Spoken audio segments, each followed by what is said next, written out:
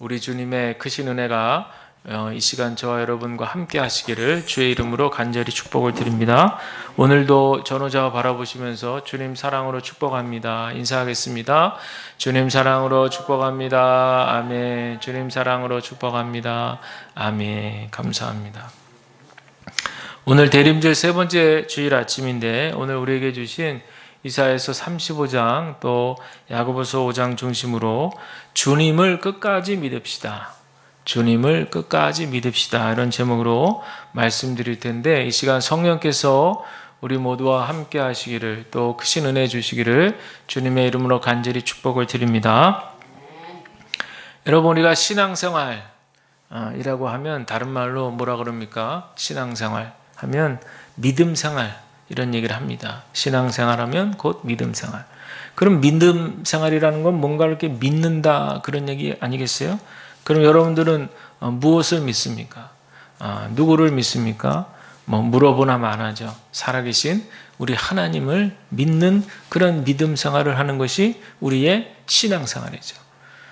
그런데 우리 하나님 눈에 보이지 않으시는데 여러분 어떻게 하나님을 믿으세요?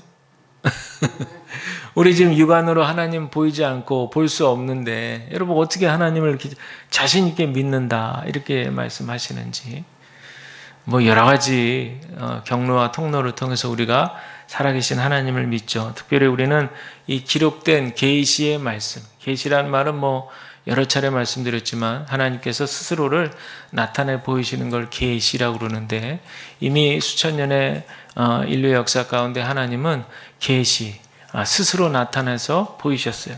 그래서 기록된 계시의 말씀을 통해서 하나님께서 우주를 창조하시고 이 역사를 주관하고 계시고 지금도 저 멀리서 팔짱만 끼고 계시는 분이 아니라 우리의 인생의 인간의 생사복을 이렇게 주관하고 계시는 분이 바로 우리 하나님이시구나 라는 사실을 우리가 잘 알고 있습니다. 또한 너무나도 중요한 독생자 예수 그리스도를 우리를 위해서 이 땅에 아낌없이 내어주셨던 분이 바로 우리 하나님이시다라고 하는 사실을 우리가 잘 알고 믿고 있습니다.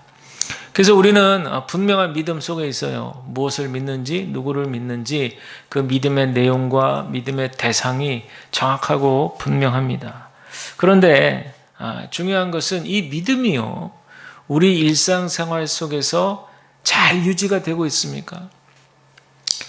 우리 일상생활, 우리는 이렇게 주일날 하루 예배 드리지만 이제 월요일부터 토요일까지 6일간 우리의 생활 속에서 일어나고 있는 여러 가지 우리의 일상사 속에서 우리는 이 믿음이 잘 발휘되고 있는가?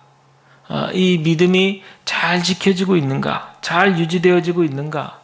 이런 것들을 이제 한번 생각을 해보는 거죠. 이 질문 속에는 어떤 의미가 담겨져 있냐면 우리가 하나님을 믿는다면 어려운 일이 닥치거나 힘든 일이 생겨도 하나님께서 함께 해주심으로 그분이 살아계신다라고 우리가 믿음으로 함께 그 어려움과 고난을 잘 극복할 수 있어야겠다. 이제 이런 의미가 담겨져 있는 거겠죠.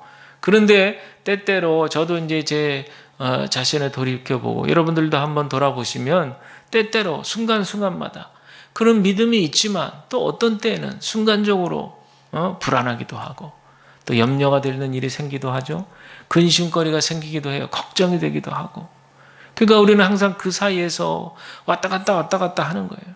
그러다가 내가 이러면 안 되지. 하나님을 의지해야지. 또 기도하고. 그래서 정말 우리가 이 믿음 생활, 신앙 생활을 잘한다는 게 과연 무엇인가?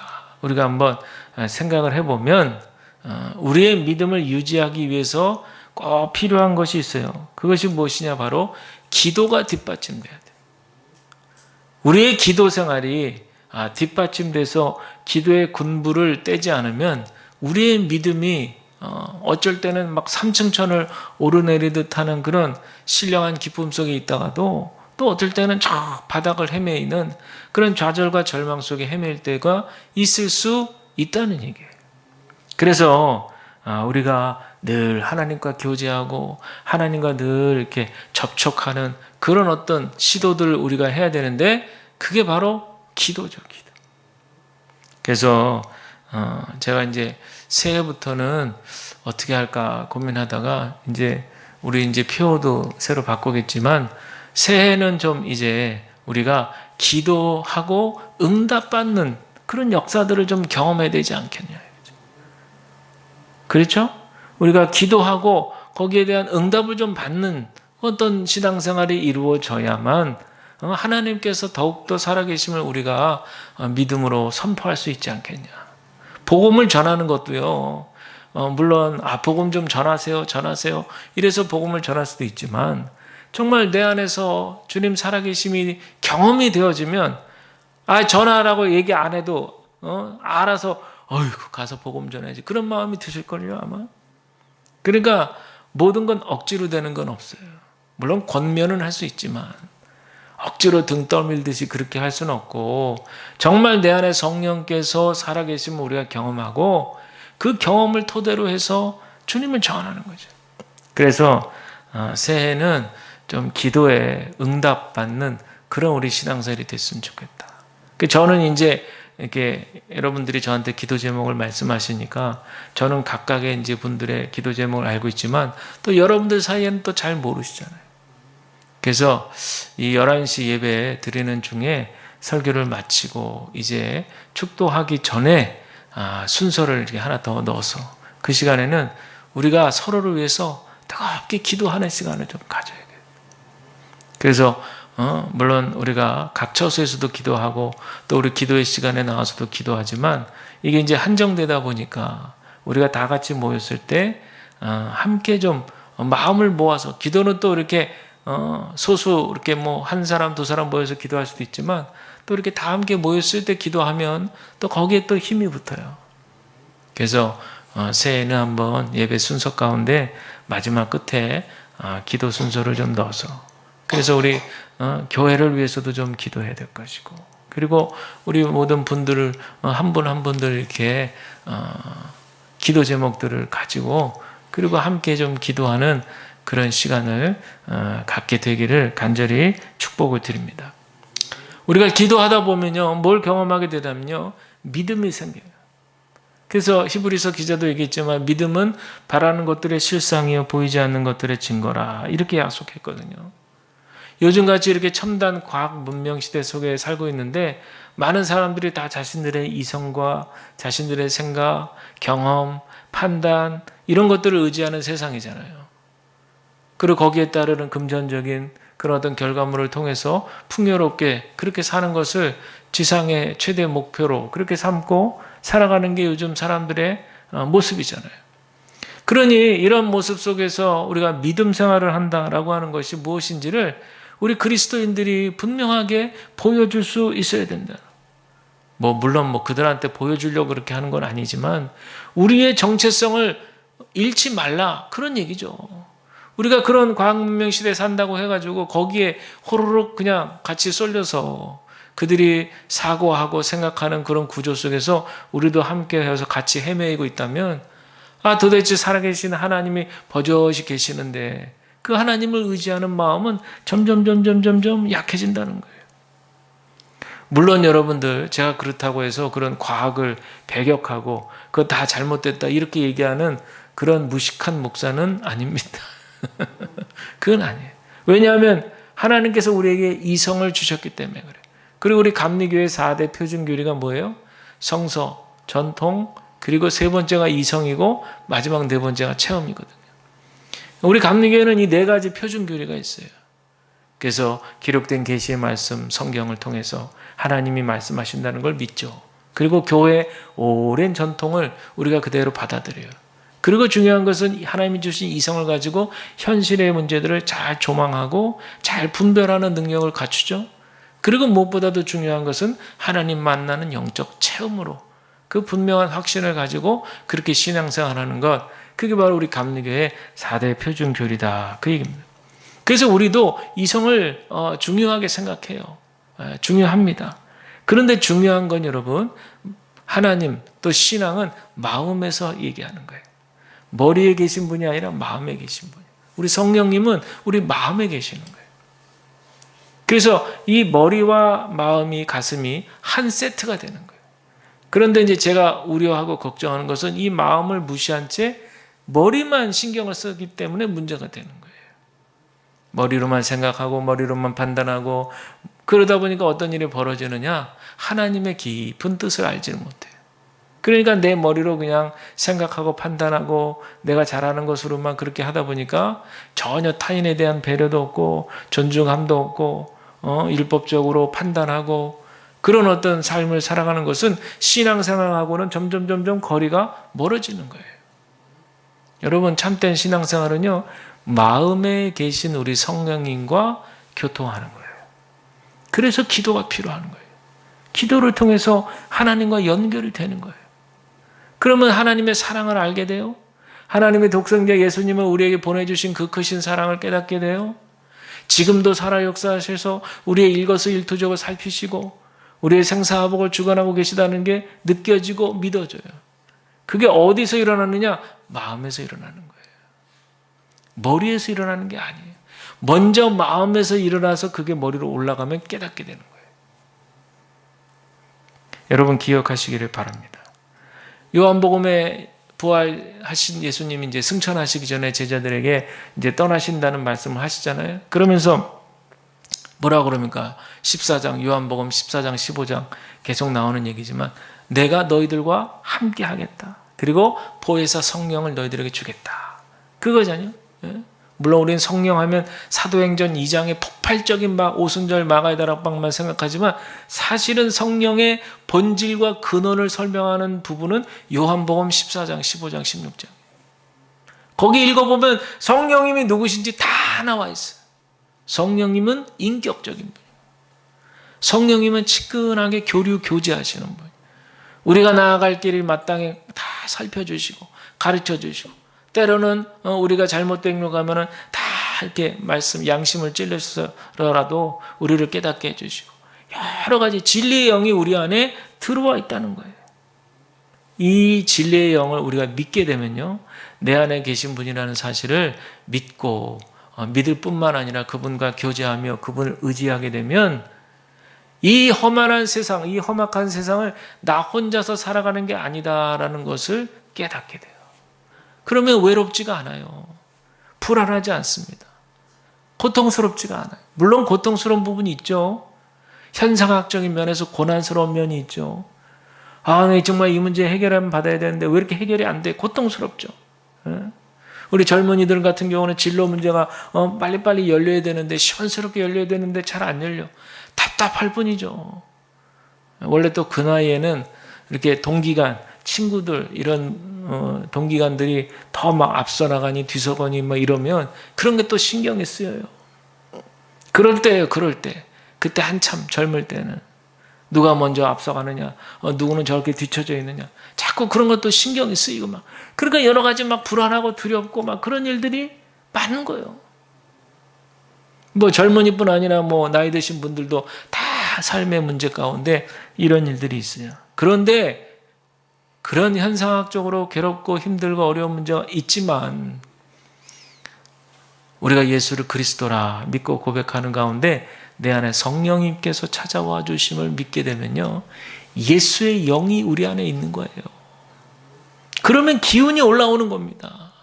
마치 다 죽었던 마른 뼈들이 성령의 기운으로 다시 일어나서 조각을 맞추는 것처럼 말이죠. 우리가 이 마치 희망 없는 이런 세상 같은 요즘이잖아요.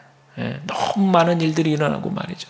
지구촌 곳곳에서 정말 사건 사고가 안 터지는 일이 없고 말이죠. 자연재해부터 시작해서 모든 문제들이 지금 계속 일어나고 있는데 이렇게 불안하고 두려운 이런 상황 가운데에서 우리가 믿음을 지켜나간다는 것은요, 어떤 내 의지라든지 아니면 어떤 큰 기운을 받는다든지 어떤 파워나 능력을 우리가 덧입는다든지 그런 인위적인 것이 아니라 내 안에 살아계시는 보혜사 성령님, 인격이신 그 주님을 우리가 믿게 되는 것이 큰 능력이 되는 줄로 믿으시길 바랍니다. 오늘 봉독한 이 구약의 말씀 마치 이 말씀을 읽으면서 제가 느낀 것은 절망의 늪에서 마치 절망의 늪에서 피어오르는 한 송이 꽃을 연상하게 돼요. 이사야서 35장 오늘 읽었고 그 앞에는 이제 34장인데 아주 극명한 대조를 이루는 내용이 들어가 있어요. 34장에는 하나님께서 이 에돔 땅에 대한 심판을 하시는 그런 내용이 나오고요. 35장은 그에 반해서 이스라엘 백성들을 회복시키겠다는 그런 축복의 말씀이 나오는 내용이에요. 에돔은 여러분 잘 아시겠지만 에서의 후예입니다. 에서의 후예. 여러분 에서 하면 너무나도 잘 아시죠? 야곱과 형제인데 야곱이 형 에서를 속였잖아요. 장자권을 빼앗아갔어요. 그럼 어떻게 보면은 야곱이 잘못했지 뭐 에서가 잘못했나? 뭐 이제 그렇게 생각할 수 있어요. 그런데 그 이후의 행동을 보면 에서는 그때부터 하나님의 백성들에게 적대적 행위를 해왔어요. 그리고는 그 후손들이요 끝까지 그 죄를 회개하지 않았습니다. 하나님께 돌이키지 않으니까 그들은 이내 멸망을 받을 수밖에 없는 거예요. 에돔이 멸망하는 날 어떻게 되느냐? 34장에 자세하게 묘사되어 있어요. 에돔의 강들은 역청으로 변하고 흙은 유황으로 변하며 심판의 연기가 밤낮으로 하늘로 올라가 앞으로 태어날 세대들에게 에돔 땅은 아무것도 남겨줄 게 없고요. 그곳에 아무도 지나가는 사람이 없고요. 그저 부엉이와 까마귀만 살 뿐이다. 그렇게 성경은 기록하고 있어요. 에돔과 마찬가지로 이스라엘도 다 빼앗기고 다 심판받고 멸망받아 쓸모없어 버려져야 될 그럴 족속인데 에돔과 달리 하나님은 이스라엘 백성들은 건져주셨어요. 구원해 주셨어요. 회복시키셨어요. 새롭게 일으키시겠다는 거예요. 그래서 이사야 선지자가 예언하기를 35장에서 저주 뒤에 축복이 그들에게 임한다 얘기하는 거예요. 에돔과는 다르게 이스라엘은 회복의 역사가 임한다 그렇게 얘기하는 거예요. 사막과 메마른 땅, 광야죠. 아무 생명도 살 수 없을 것 같은 그 땅에 다시 풍요로워지고 말이죠. 삭막한 땅에 전혀 생명이 자랄 것 같지 않는데 거기에 백합화가 피어오를 것이다. 여러분 생각해 보세요. 메마른 사막에 그저 모래바람만 휘 불고 말이죠. 그저 그냥 토박한 돌덩이들만 그렇게 있고 저는 이제 유대 광야를 전에 가봤다고 얘기했잖아요. 그러니까 연상이 딱 되는 거예요. 정말 그냥 지프차 사륜구동차 지프차를 타고 가야만 이제 지나갈 수 있는 곳인데 정말 쓸모없는 땅이라는 생각이 들어요. 그런데 여러분 그곳에 만약에 아름다운 백합꽃이 한 송이 쫙 피었다라면 그 상황을 한번 여러분 생각해 보세요. 그리고 이제 사막에 가다 보면 오아시스가 탁 나타나고 그러면 얼마나 기쁘고 반가워요. 저는 이 말씀에 많은 위로가 됩니다. 여러분 우리 하나님의 연단은 사랑의 회초리인 것을 기억하셔야 돼요. 이 하나님의 연단은요 반드시 끝이 있습니다. 반드시 끝이 있어요. 여러분 심판과 정죄의 차이를 말씀드렸죠? 심판은 때려서 고치는 거예요. 그러나 정죄는 그것으로 끝입니다. 정죄는 그것으로 끝이에요. 그러나 심판은 정말 부모된 심정으로 자식이 잘 되게 하기 위해서 저 행동을 고쳐주지 않으면 안 되는 그 책임감을 가지고 하기 싫지만 내가 왜 이쁜 내 자식을 왜 때려야겠어요. 하기 싫죠. 그러나 그 아이의 미래와 장래를 생각해서 할 수 없이 왜? 부모니까 책임감을 가지고 사랑의 회초리를 대는 것 이게 심판인 거죠. 하나님께서 이스라엘 백성들을 다루는 것은 정죄가 아니라 심판인 거예요. 심판. 다시 돌아오게 하려고 다시 회복시키게 하려고 하나님의 거룩한 백성으로 거듭나게 하려고. 근데 자꾸 걔네들이 그냥 이방 족속들하고 막 섞이질 않나. 자꾸 다른 데 눈 팔고 말이죠. 세상 것에 자꾸 그냥 마음이 빼앗기고 하나님을 잘 믿고 섬겨야 될 그들이 그렇게 하지 못하는 거예요. 근데 여러분 한번 잘 생각해 보세요. 에돔의 심판을 보면서 우리가 생각하는 것은 그게 먼 수천 년 전에 성경 속에 나와 있는 얘기뿐이 아닌 거예요. 우리 인류의 근현대사 그렇게 오래되지 않는 역사 속에서도 이런 일들이 비일비재하게 일어나고 있어요. 가령 예를 들면은 근대 이후에 대영 제국이라고 그래서 대제국을 건설했던 영국이 있잖아요. 그러나 뭐 그 대제국이랬던 영국이 지금 뭐 어떻게 돼 있어요? 그냥 조그만 나라로 줄어들어 있잖아요. 또 우리나라를 포함해가지고 한때 극동 지역을 다 그냥 지배했던 일본은 어때요? 일본. 그때만큼 위용을 떨치지 못하고 있죠. 또 여러분 히틀러를 기억하시죠? 히틀러가 뭐라고 그러는 줄 아세요? 내가 1000년 이상 지속할 영원한 제국을 만들겠다 그랬다. 1000년 이상. 근데 무슨 1000년이 뭐야? 예? 그런 영원할 것 같은 히틀러도 다 죽고 소멸되는 거죠. 이게 다 인간의 역사예요. 이게 인류의 역사예요. 여러분 불과 몇십 년 전에 저 어렸을 때, 저 초등학교 때죠. 그러니까 뭐 불과 한 30년 전 조금 더 지나서 소련과 미국이 막 세계에서 막 좌웅을 막 힘을 겨룰 때가 그렇게 오래되지 않았어요. 와 그때 막 그냥 소련 막 미국 소련 미소 막 이래가지고 막 그냥 위협적인 뉴스들이 나오고 막 그랬잖아요. 지금 뭐 보세요. 이제 아마 저 러시아도 마찬가지가 될 것이다. 저는 그렇게 생각이 들어요. 그러니 여러분 인류의 역사가 다 이래요. 인간의 역사도 마찬가지죠. 우리 기장의 바닷가 나가보시면 알지만 파도가 막 치잖아요. 그런데 파도가 막 어쩔 때는 그냥 삼킬 듯이 막 밀려와요. 밀려오지만 그 파도가 어디 뭐 해안가까지 뭐 물론 이제 해일이 오고 막 이러면 이제 막 해안가를 덮치고 막 그런 사고도 일어나지만 보통의 경우에 보면은 그냥 파도가 막 그냥 무섭게 밀려와도 그 바로 해안가에서 어떻게 돼요? 쫙 없어지고 그저 하얀 물거품만 그냥 콱 일어나고 또 다시 사라지고 또 그냥 막 밀려오다가 콱 사라지고 물거품이 일어나고 사라지고 그러잖아요. 우리 인생도 비슷하다고 생각하는 거예요.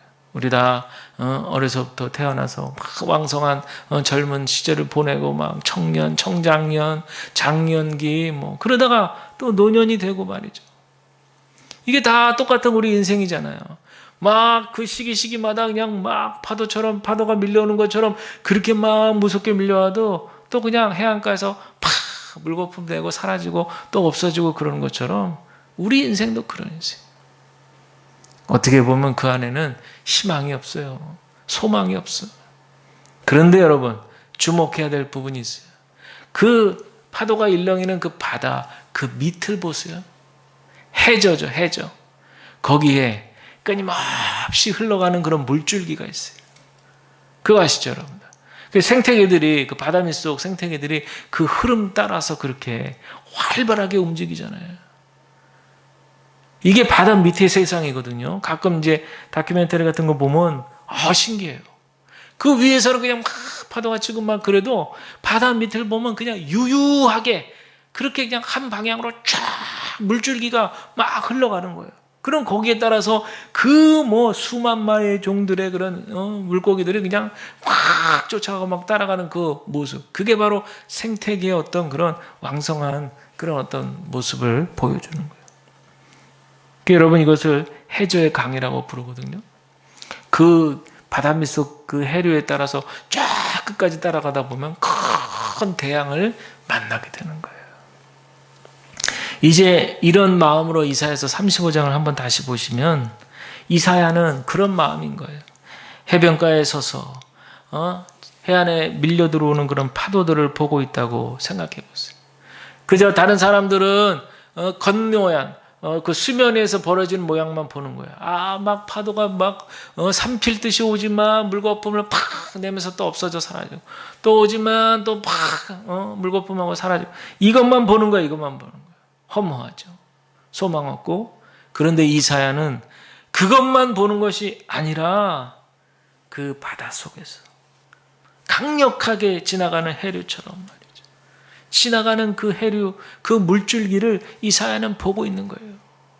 이게 바로 하나님의 회복의 역사가 되는 줄로 믿으시길 바랍니다. 지난주일에 제가 신라곤 말씀드렸잖아요.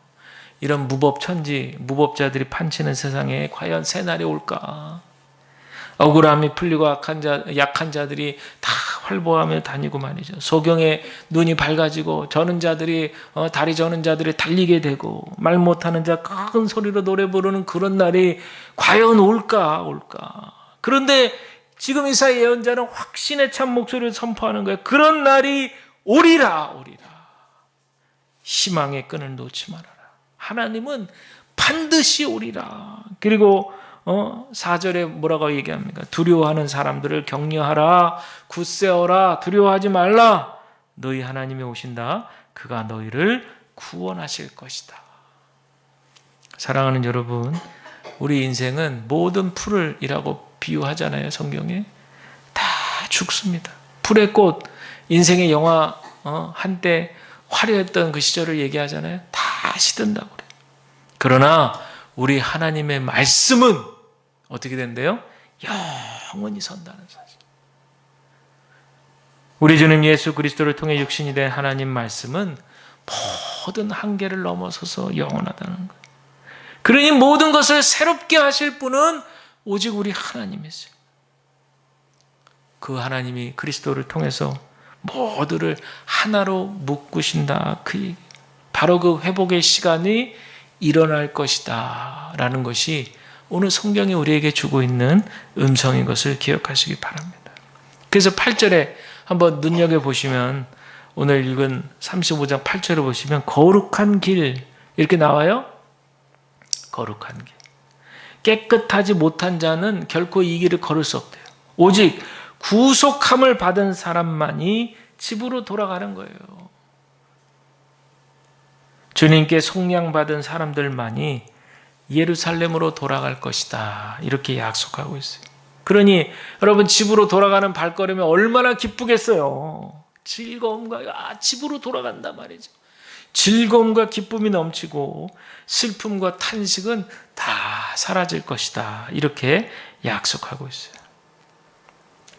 여기서 구속함을 받은 자들, 속량을 받은 자들에 해당되는 각각의 그 히브리 원어에는 공통적으로 들어있는 의미가 뭐냐면 모든 값을 지불하고 찾아온다 이런 뜻이 들어가 있어요.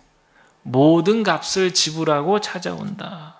지금 이들은 도저히 뭔가 죄의 값을 지불할 능력이 안 되는 이른바 도덕적 파산자들, 다른 말로 영적 신용 불량자들인데 이제 누군가 그들을 그 파산의 구렁텅이에서 건져내야 된다는 거예요. 그래서 구약 성경은요, 파산 때문에 옥살이하는 누군가를 대신해서 그 빚을 갚아줄 때 그 돈을 속전 이렇게 불러요. 속전. 그리고 그 속전을 지불하는 행위가 바로 속량, 또 다른 말로 구속 이렇게 하는 거예요. 우리 맨날 구속 그러니까 어디 갇히는 거, 감옥에 구속되는 거, 이런 것만 이제 의미가 생각되는데 오늘부로 딱 정리를 하세요. 그 뜻이 아닌 거죠. 속전을 지불하는 행위, 구렁텅이에서 건져내기 위해서 돈을 지불한 그 속전을 지불하는 그 행위를 바로 속량, 다른 말로 구속 이렇게 부른다. 그런데 우리 신약시대 그리스도인들은 이 하나님의 구속을 어떻게 부릅니까? 찬송가 257장 2절에 보면 금이나 은같이 없어질 보배로 속죄함 받은 것 아니요. 거룩한 하나님 어린 양 예수의 그 피로 속죄함 얻었네. 아멘.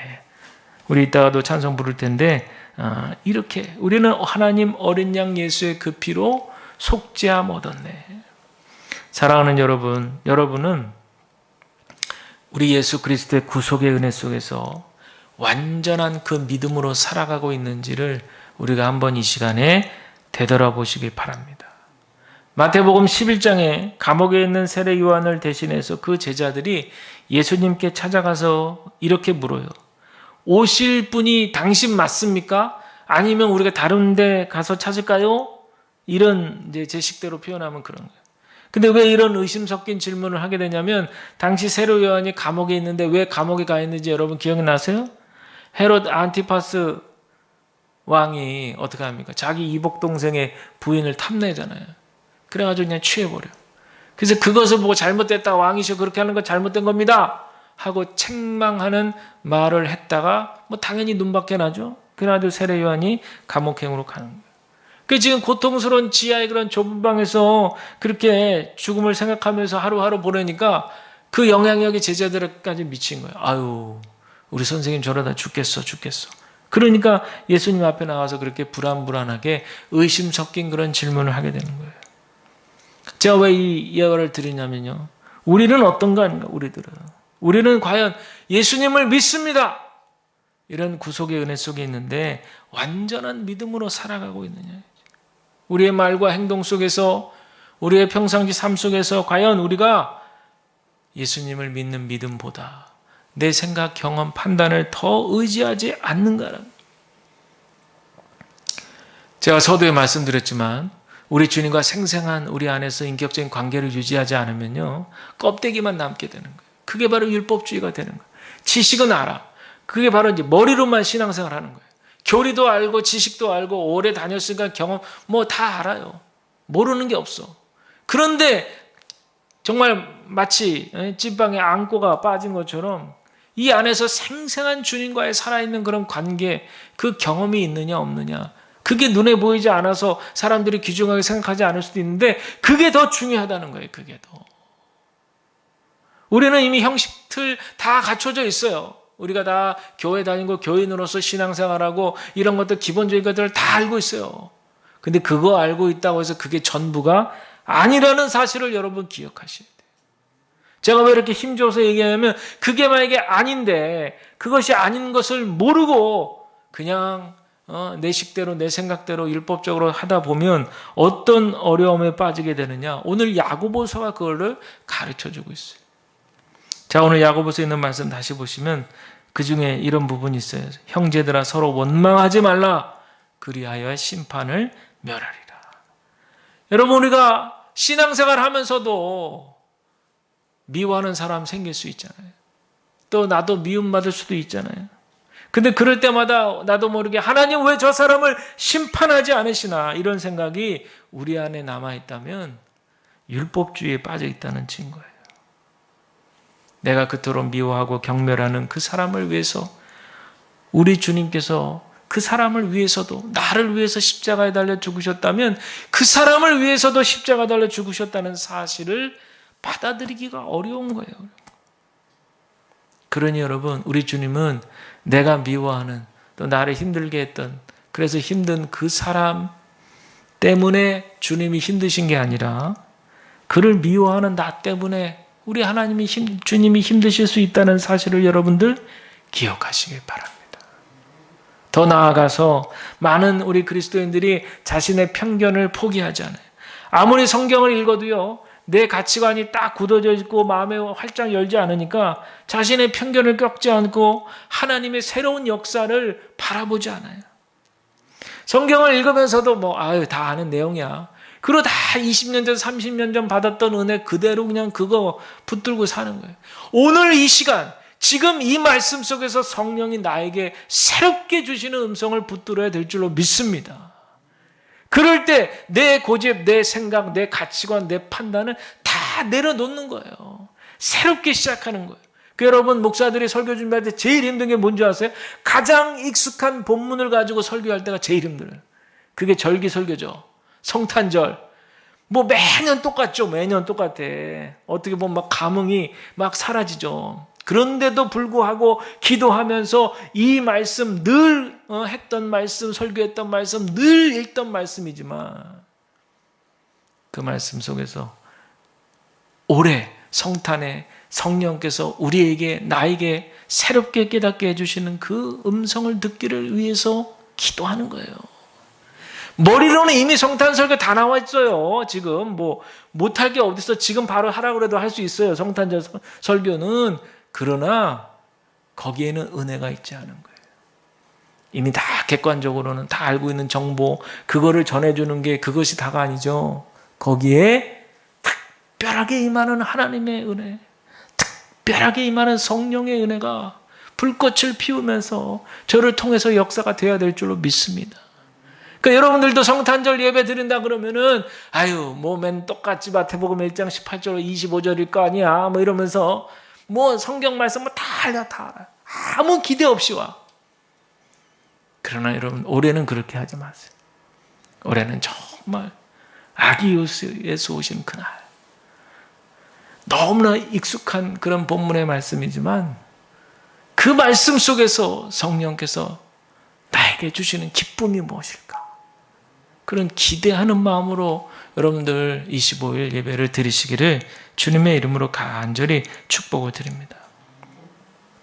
내 판단과 인간의 가치관, 인간의 생각들을 내려놔야 돼요. 그렇지 않으면 마태복음 11장 6절에 누구든지 나로 말미암아 실족하지 아니하는 자 복이 있다 그랬거든요.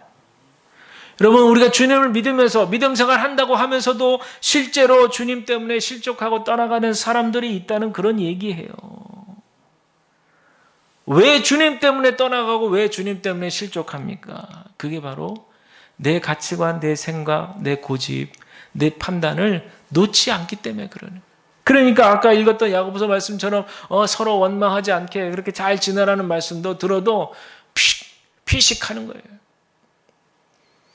그 사람이 나한테 얼마나 했는데 말이야.